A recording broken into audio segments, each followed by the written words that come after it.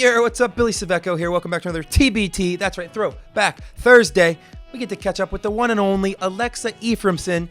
She won NXN in 2013 as a junior, and we get to catch up with her right now. But before that, we're going to put her on the hot seat. Are you ready for this, Alexa? I'm ready. Uh-oh. You sound like SpongeBob. I'm ready. All right. So, when you were in high school, if you can remember, I've asked some of the guys the same questions here, but what was your favorite pump-up song before a race? High school Alexa. It was Hall of Fame. Okay. It actually Good still, one. so it's carried on throughout the years. What was your favorite high school cross-country course?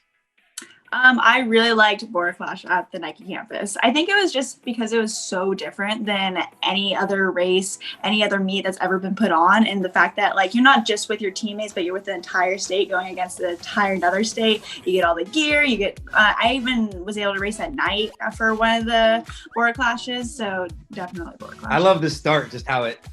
Yeah, 100%. Do you have like a motto or a mantra or something that you used to tell yourself or your coach or your parents used to tell you before every race? Something that you had to say to yourself before you started? Yeah, my coach and my team and I actually had a list of 10 mantras, but there's two that stuck out to me the most, and it was be doggedly self-confident. So you're self-confident, but you're not being arrogant in any way, and also be calm under fire, because races can be a lot, but just those two were the ones that stuck out to me the most. Even now I can still use them in my races and training. Perfect. Love that. What was your favorite pre-race food?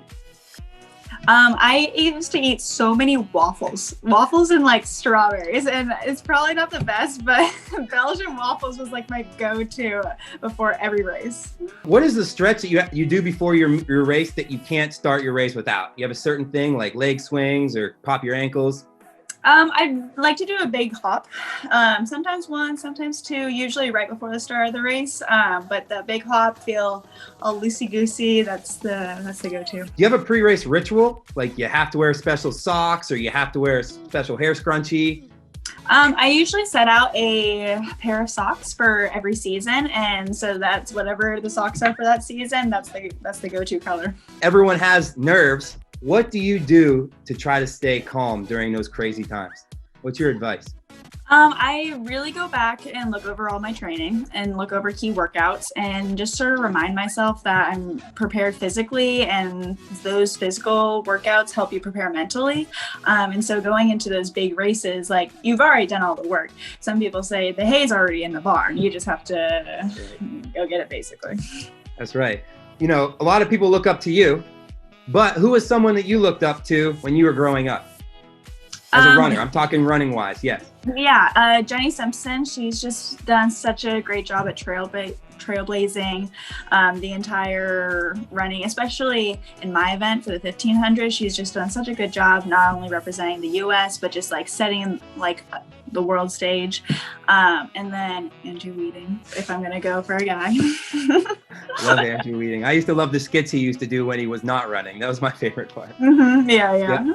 Okay, last but not least, what's your favorite high school cross-country memory all time? My favorite high school cross country memory would probably have to be just like the bus rides to and from meets.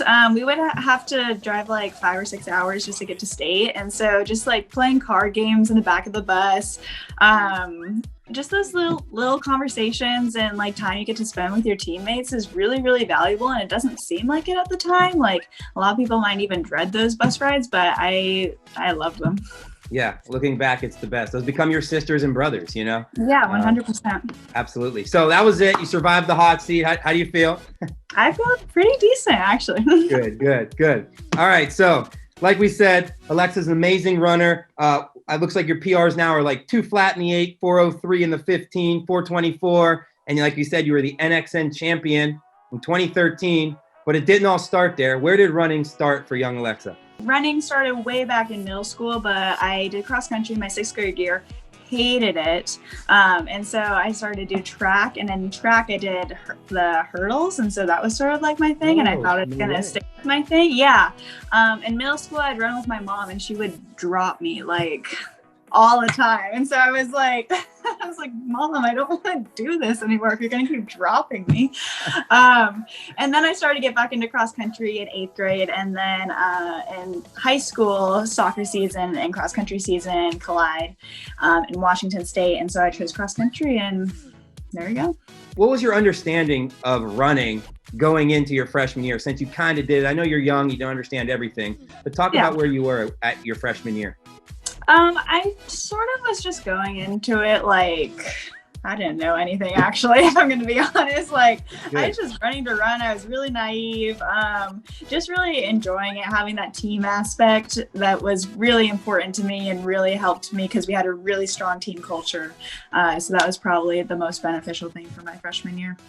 Awesome. So freshman year, it says, what'd you do? 14th at NXN.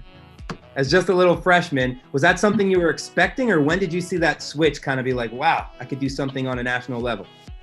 I didn't really see that switch. Like I said, I was naive. I didn't even know what I was doing. Like, I was just enjoying it, having a good time. I didn't realize it could really turn into anything until probably my sophomore year of high school. But I started to run really well my freshman year of track too. And so I realized that like, maybe I could take this to the national level. And then sophomore year was when I was like, maybe I can take it even like past high school. Were you nervous? You're a little freshman, like I said, and NXN is like the biggest deal for high school kids in the whole entire country. You know, what made you be able to be so successful? I know you have natural talent, plus you also worked hard, but like, was there something that, 14th, some kids wish they could do that their senior year, right? Yeah. Like I said, I had great team culture. And so even though we didn't make it as a team, we ended up making it as a team my sophomore year. I made it individually my freshman year. And so like, even though it was on the individual level, I still had my team backing me up because I was in Camas. So like my team was still able to come and cheer me on at Portland Meadows. And then also just like my parents and my coach, they were really, really just supportive and really excited. And I think that just made me even more excited. Like they weren't putting any external pressure on me. They're like, the fact that you even got here is awesome. Just go run, do what you do, enjoy it. And I think that's like one of the most important things is like remembering to enjoy it, not just putting all this pressure because it is a big meet. What happened sophomore year as in your training? Did you up miles? Did you start taking things a little more serious mentally? Did you start understanding like what certain athletes did and all that?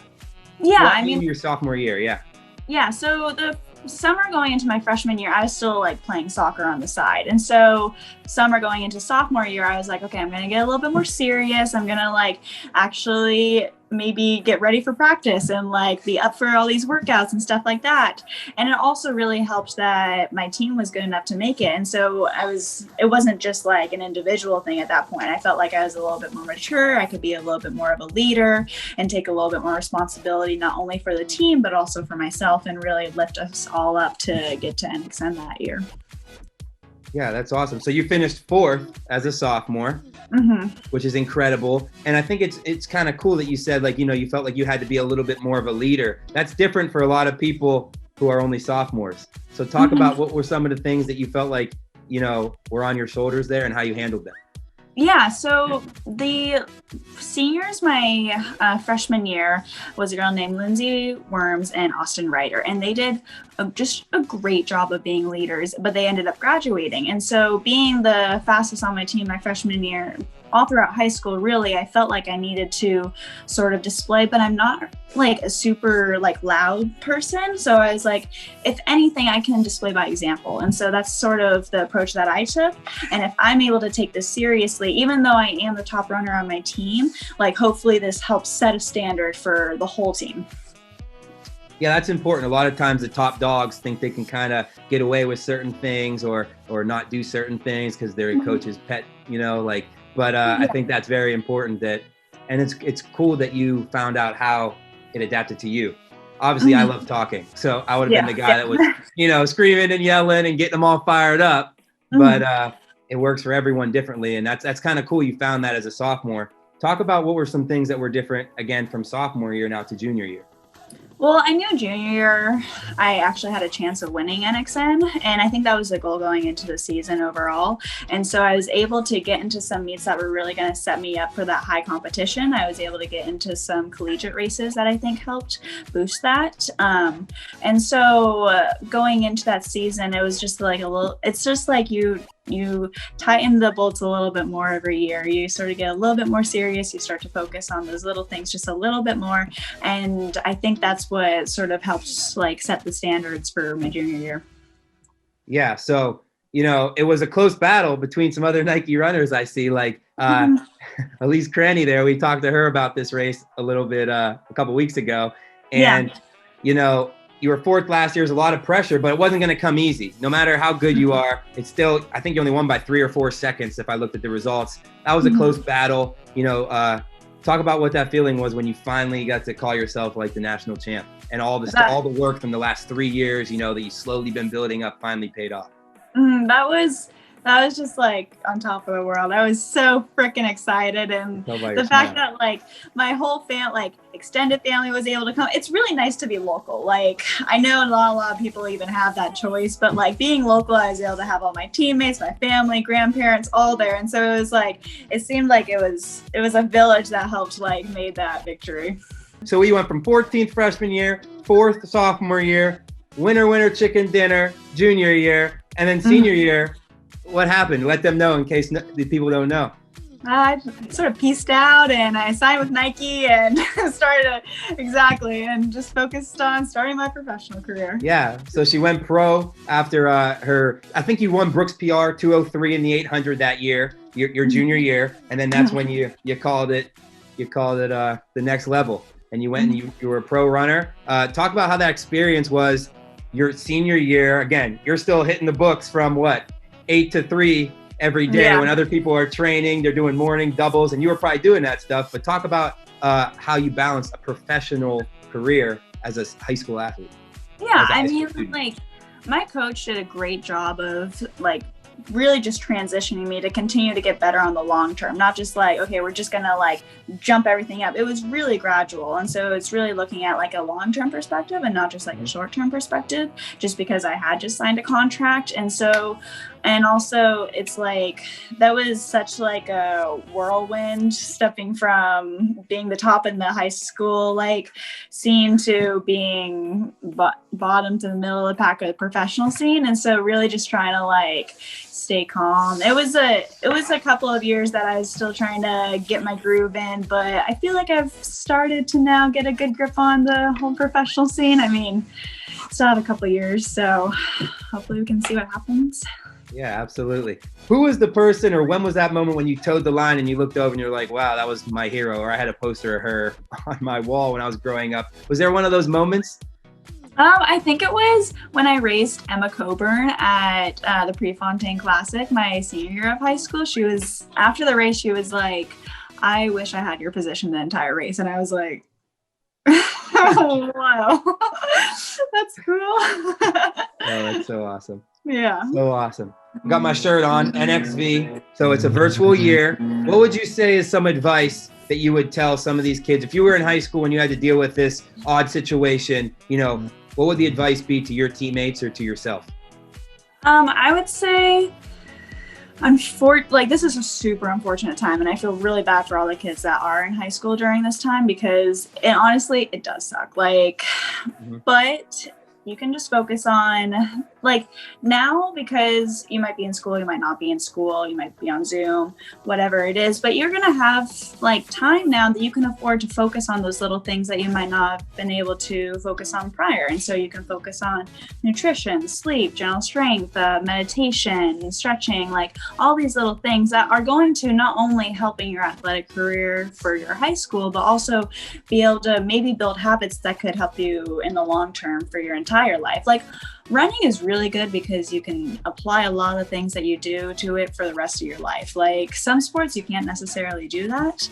And so if you're able to sort of start to cultivate those habits and that mindset, then it can be applicable to the rest of your life, and hopefully give you the opportunity to compete in college and stuff like that. I need to use that advice. I got to get on some yoga. Jeez. No, amazing. Thank you so much. Cha-ching, that's it. Another TBT. It's in the books. Thank you so very much, Miss Alexa Efraimson. You the real MVP.